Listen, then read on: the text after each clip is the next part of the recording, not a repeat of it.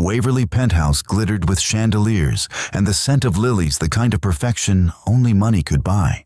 Catherine Waverly sat at the head of the mahogany dining table, pearls resting elegantly at her collarbone, a practiced smile fixed on her face.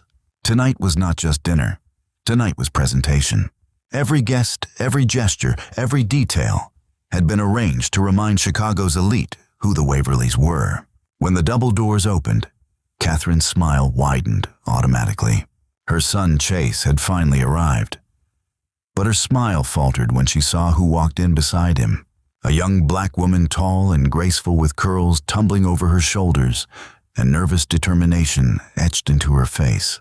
She wore a simple navy dress, not designer but dignified, and around her neck gleamed a silver chain with a small crescent moon charm. The room hushed. Forks hovered in midair. Conversation stuttered to silence. Chase beamed proudly as he placed a steady hand at the small of her back. "Mother," he said warmly, "this is Jader Lane." For the first time that evening, Catherine's poise cracked. Her eyes darted, calculating the ripple this would send through the room. Her son, heir to the Waverly name, had brought someone no one in their circles would have expected. But it wasn't Jader's skin or her modest dress that froze Catherine. It was the necklace. That tiny crescent moon charm glittered under the chandelier's glow, like a shard of memory Catherine had spent nearly 2 decades trying to bury. Her fingers clenched around her wine glass. The last time she had seen that necklace, it had been tucked into the blanket of a newborn she left behind in a sterile hospital nursery. A night she had sworn never to speak of again. Her heart lurched violently, but Catherine forced her lips into a polite smile. "Welcome." She managed her voice tight. "Please sit." Jader lowered her gaze, aware of the weight pressing on her. She had felt stares before in school hallways and boardrooms, where she was the only one who didn't belong. But never had she felt scrutiny this sharp, this suffocating. Chase pulled her chair out gently, his touch steady. He leaned closer and whispered, "Ignore them. You belong here." But Catherine's gaze never left the necklace. The delicate charm swayed slightly as Jader reached for her water glass, catching the light again and again like a cruel reminder. Catherine's pulse pounded in her ears. Robert Waverly, sitting opposite, noticed the change in his wife's face. His eyes flicked briefly to Jader, then to the necklace, and a flicker, almost fear, passed across his features before he masked it with a sip of wine. The dinner resumed in strained murmurs, but Catherine barely tasted the food. Every laugh, every toast blurred around her.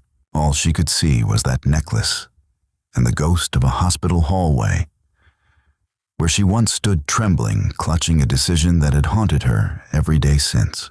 In the hallway, she pressed a trembling hand against the wall, her breath shallow. It can't be, she thought. It's impossible. But the necklace said otherwise. And as she steadied herself, she knew the past she thought buried had just walked into her home.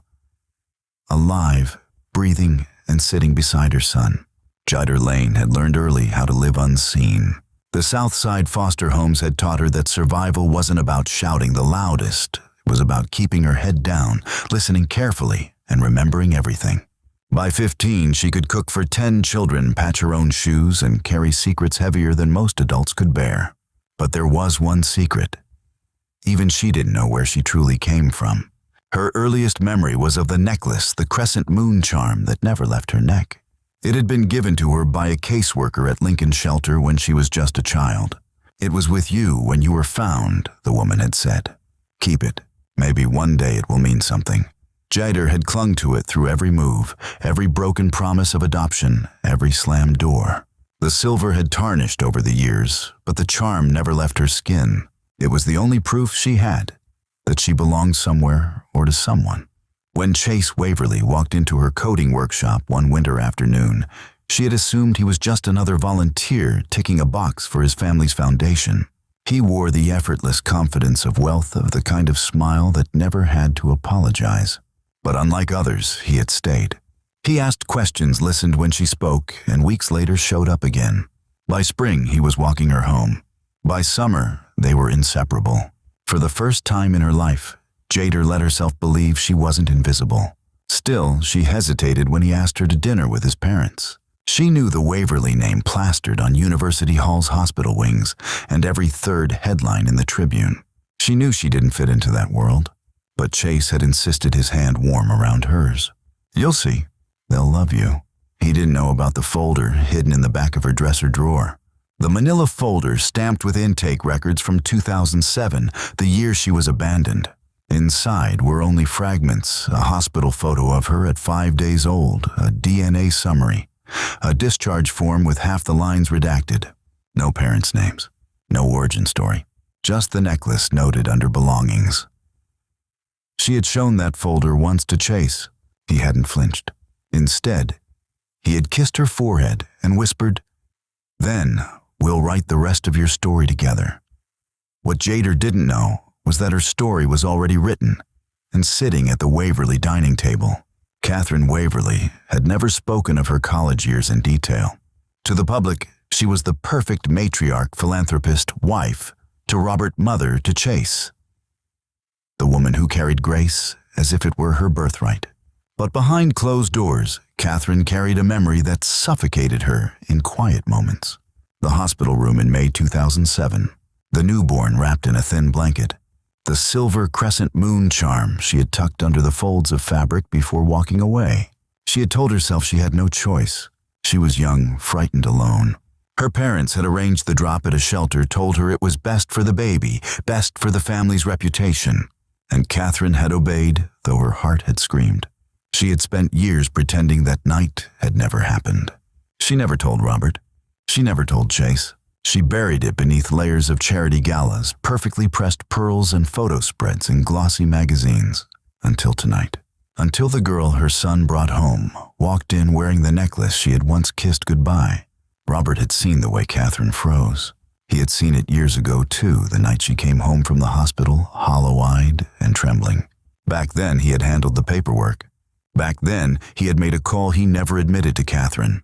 Now, watching his wife's knuckles whiten around her glass, Robert realized the past they both tried to bury had just returned, and it wore a crescent moon. The dining room buzzed faintly with silverware and forced laughter. But beneath the polished surface tension coiled tight as wire. Catherine Waverly sat motionless, her fingers tapping once against the stem of her glass. The charm around Jader's neck swung gently, catching the chandelier's glow, and every flicker of light stabbed deeper into Catherine's chest. Chase, oblivious to the storm building across the table, grinned. "Mother, you'll love Jader. She's brilliant. She's already working on a coding project that could help shelters streamline their outreach. Honestly, she's the smartest person I know." The words made Jader blush. She lowered her gaze, offering a shy smile. But Catherine's throat tightened. Smart, determined, brave. All the things she had once whispered to a newborn before walking away. Robert's fork scraped against porcelain louder than it should have been. His eyes flicked briefly toward his wife, then toward Jader, then back again. He knew. Catherine could see it in the tightening of his jaw. He knew the necklace, and he knew what it meant.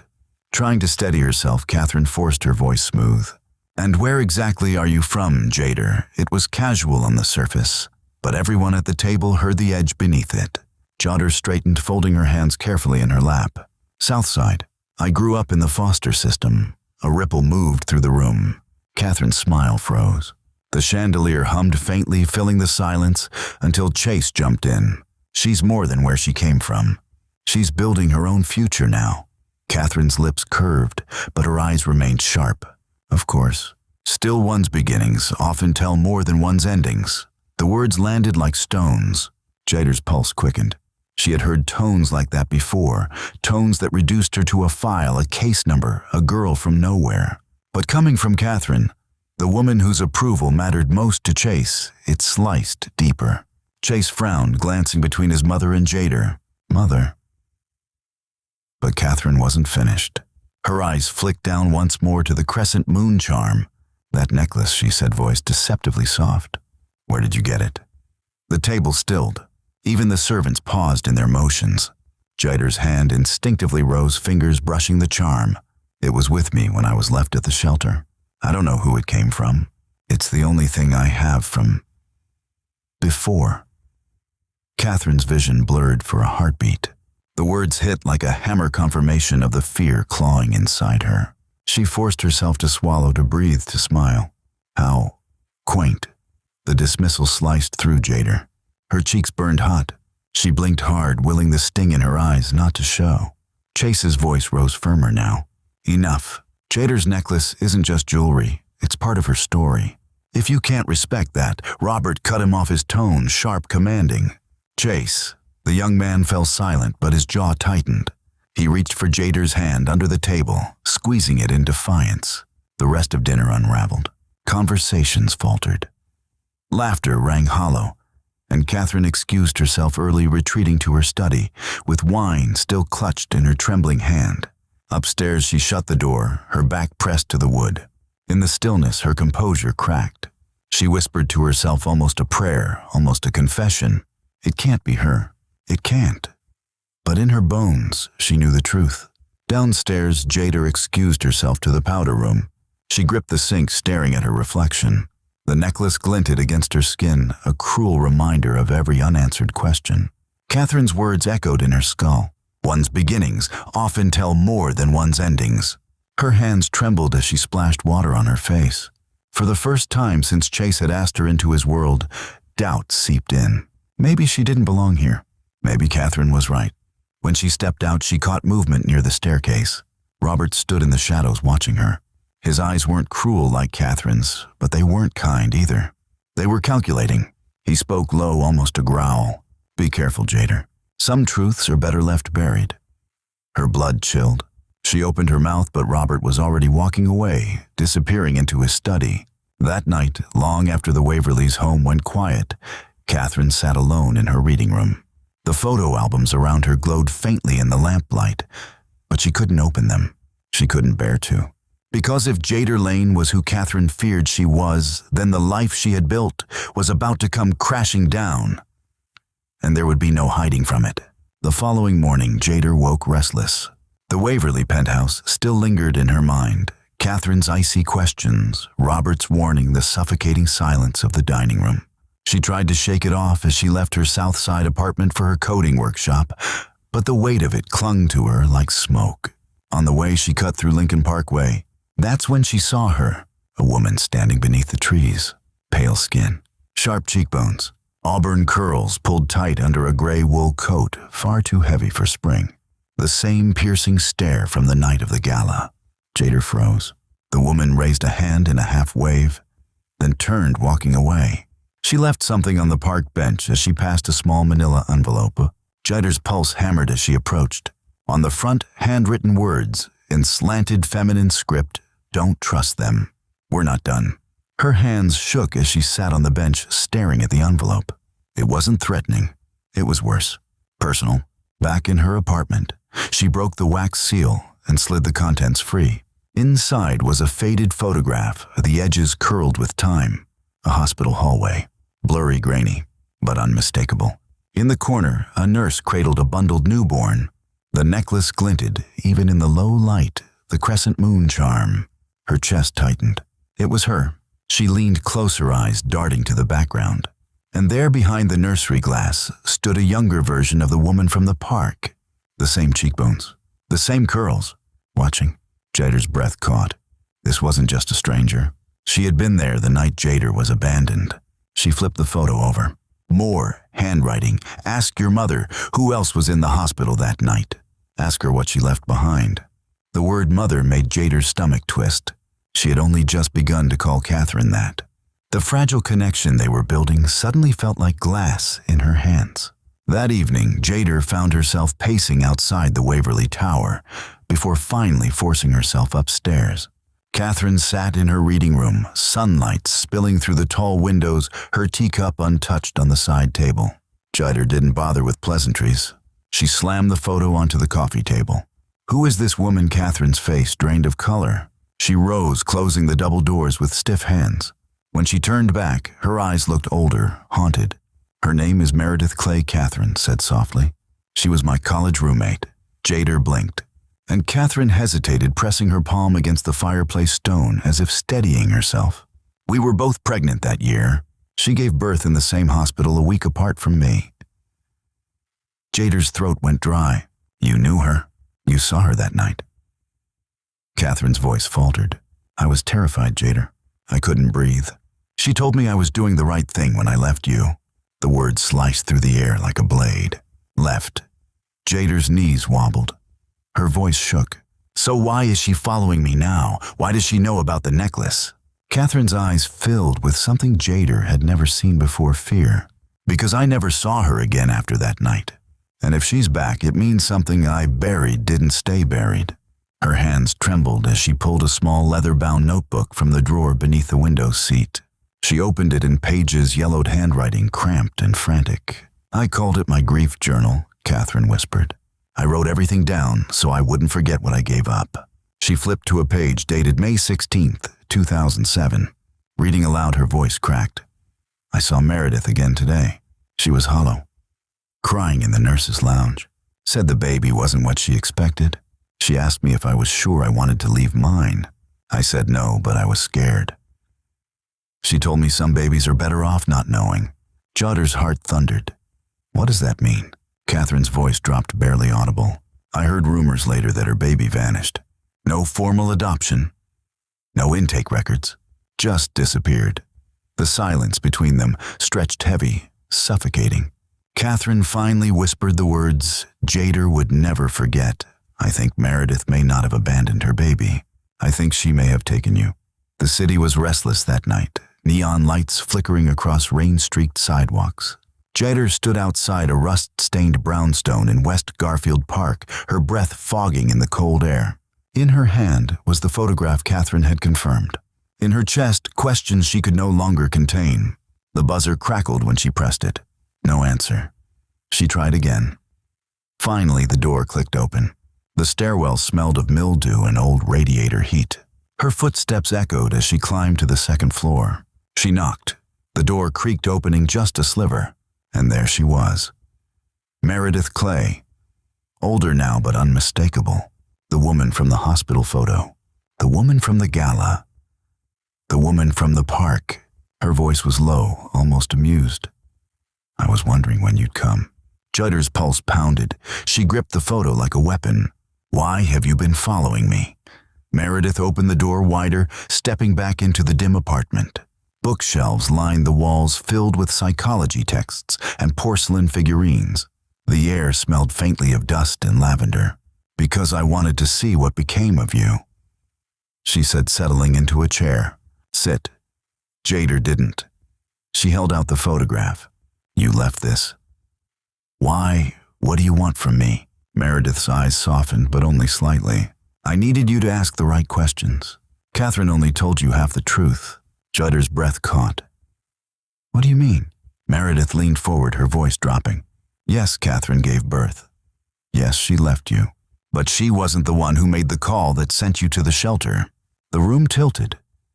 Jader's fingers clenched around the photo. Then Meredith's gaze hardened her words like ice. Ask Robert. Ask him what he did the night your file disappeared. The name hung in the air like thunder. Jader staggered back a step. He was there, she whispered. Meredith didn't blink. He didn't just find out later, Jader. He intervened. He controlled where you went. He decided your fate. The walls closed in around her. All those years she had imagined herself lost in a system of accidents and bureaucracy. But what if it hadn't been chance at all? What if Robert Waverly, patriarch of the very family she had stepped into, had orchestrated it? Jader fled before Meredith could say more. Her legs carried her blocks without direction, her mind spinning. By the time she reached the Waverly Tower, her hands still shook. She rode the elevator to the penthouse, her reflection pale and haunted in the mirrored walls. Robert was home. He stood in the kitchen, slicing an apple with methodical precision, as if nothing in the world could touch him. Jader didn't hesitate. I spoke with Meredith Clay, she said, her voice trembling but strong. She told me you were at the hospital the night I was dropped at the shelter. The knife stopped mid-slice. Robert turned slowly, his brow tightening. Excuse me. She stepped closer, the photo clutched at her side. She said it wasn't Catherine who made the call. It was you. For a long moment, Robert said nothing. Then, without protest, he set the knife down and walked into the den. Jader followed her heartbeat pounding in her ears.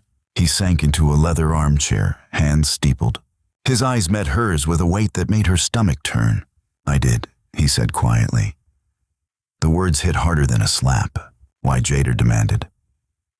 Robert's jaw clenched. Catherine wasn't in any state to handle paperwork. Her parents wanted it done quickly, quietly. Meredith came to me, said you'd be lost if no one intervened.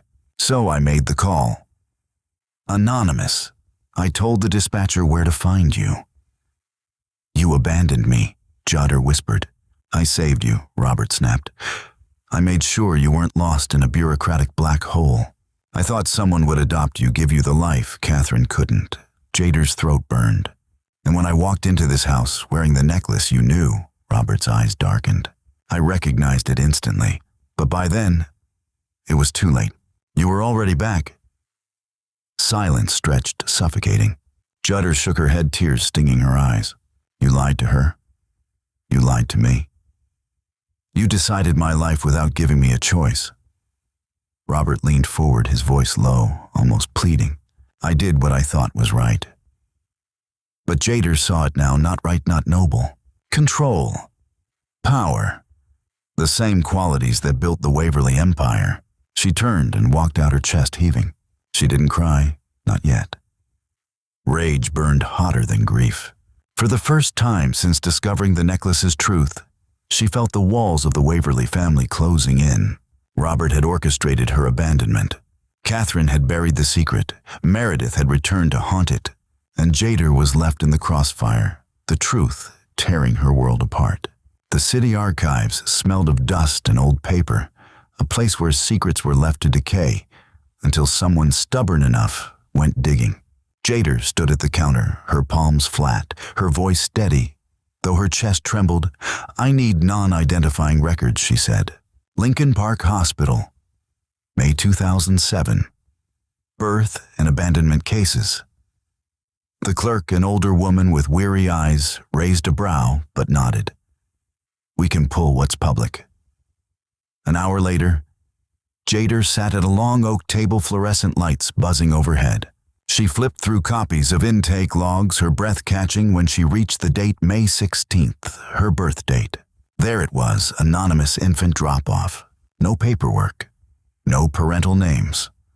Belongings, one crescent moon necklace. Case closed after 30 days. State custody assigned. Her throat tightened. It was confirmation, not discovery. But then her eyes caught a scribbled note in the margin, Contact Clay M. Her blood ran cold, Meredith. Hands shaking, Jader searched the index again, this time for Clay Meredith. One more file surfaced. Sealed. Dated the same week. Another infant. She whispered the words as she read temporary maternal hold. No official foster placement. No adoption record. File incomplete. Case purged. Her heart thudded so hard it hurt. 2 babies. 2 mothers. 2 missing records. Scrolling further, she froze. A single line remained at the bottom of the summary: infant, last seen with legal guardian Robert Waverly, pending private family resolution. The floor seemed to tilt beneath her. Robert hadn't just intervened once. He had done it twice. Jader staggered back from the table, her vision swimming. If this was true, then somewhere out there was another child. A sibling. Flesh and blood. Lost not to chance, but to design. She left the archives in a daze, rain drizzling against her face as she stumbled into the night. Her thoughts clawed for answers, for oxygen. If Robert had signed off on another baby, where had they gone? Who had they become? And why had it all been buried? Back in her apartment, the walls became her map. Copies of medical reports, CPS forms, and photos were pinned with thumbtacks and connected by strands of red yarn. Catherine's face stared back from one corner, Robert's from another.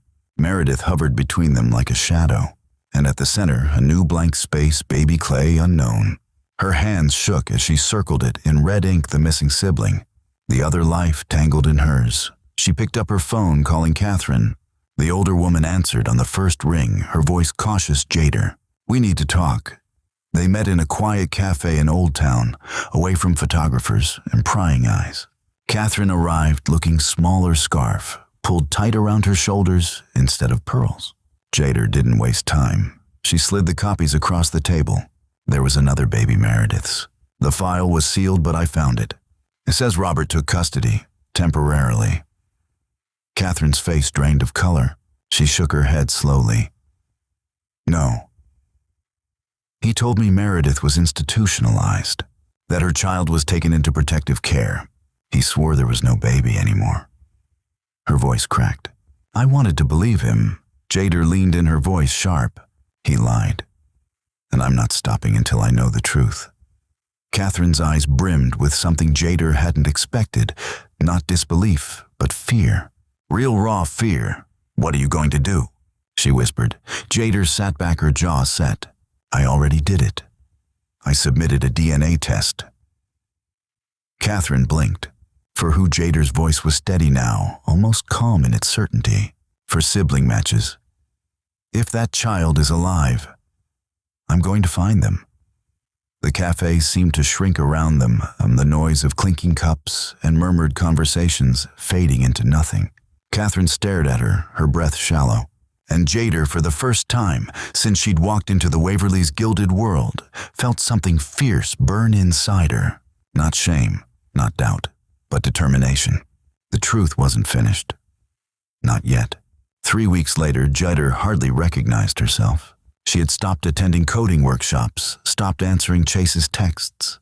Her world had shrunk to a single glowing rectangle on her desk, her laptop screen inbox open waiting. On a rainy Thursday morning, the email arrived. Subject DNA analysis results confidential match. Her pulse hammered as she opened it. She read once, then twice. Probability of full sibling relationship 99.97%. Her breath caught. It was real. Somewhere out there she had a brother. The report listed his name Mason Playwells. Born October 5th, 2007. Adopted. Residing in Evanston, Illinois. 35 minutes away. She printed the file, her hands trembling. Hours later, she met Catherine in the library of the Waverly Tower. No words were exchanged at first. Jader simply slid the folder across the polished oak table. Catherine read silently. When her eyes reached the name, her breath hitched. Mason, she whispered. Jader's eyes narrowed. You knew Catherine looked broken, her pearls traded for a scarf, her voice hollow. I heard it once at a fundraiser. Meredith's sister mentioned her niece had adopted a boy from a difficult situation. I never thought you didn't want to think Jader cut in. But I don't care what Robert hid or what you ignored. I'm going to meet him. Catherine hesitated. Do you want me to come? Jader shook her head, standing tall. No, this part I have to do alone. Jader's legs shook as she walked up the driveway of a modest 2-story home. A bicycle leaned against the porch. Wind chimes sang softly in the breeze. She raised her hand and knocked. Footsteps. The door creaked open. He looked at her, curiously cautious, but not afraid. Can I help you? Her voice cracked. Hi, is your name Mason? He frowned. Yeah. Why? A woman appeared behind him, late 40s, kind eyes, protective hand resting on his shoulder. Mason, honey, who is it? Jader swallowed hard. I'm sorry to come unannounced. My name is Jader Lane, and she hesitated, pulling the folder from her bag, her hands trembling. I think Mason and I might be related. The woman's eyes widened. She took the folder, scanning the documents. Her lips parted. You're Catherine Waverly's daughter. Jader froze. How do you know that? The woman exhaled, slowly pressing her hand to her chest. Because years ago Meredith sent us a photo. She said Mason's half-sister might come looking one day. She told us to be kind to you. Jader's knees went weak. Mason stared between them wide-eyed. So, you're my sister. Tears blurred Jader's vision. Yes, I think I am. Mason tilted his head, his lips curling into a tentative grin. That's weird, but kinda cool. A laugh escaped Jader, broken by a sob. Yeah, it is. The woman stepped aside gently. Come in. We have a lot to talk about. He darted and laughed. His joy unburdened his spirit, untouched by the weight that had crushed her for years. Her phone buzzed. Catherine's name lit the screen. Jader answered softly. I found him. She whispered, tears slipping down her cheeks. Is he okay? Catherine asked, voice trembling. Jader smiled, watching Mason's laughter dance across the yard. He's perfect. He's home. For the first time, peace settled over her chest. The necklace still hung around her neck, but it no longer felt like a question. It felt like an answer. Because sometimes the family we lose becomes the family we find again. And under the soft glow of a suburban sunset, Jader realized not all broken stories stay broken.